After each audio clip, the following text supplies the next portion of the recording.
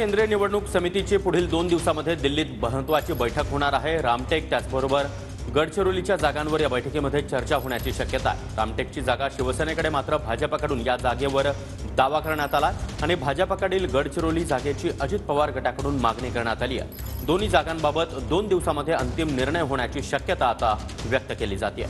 या संदर्भात अधिक माहिती देण्यासाठी आमचे प्रतिनिधी विनायक डावरुंग आपल्यासोबत आहेत। विनायक, 2 दिवसांमध्ये राजधानी दिल्लीत भाजपची महत्त्वाची बैठक।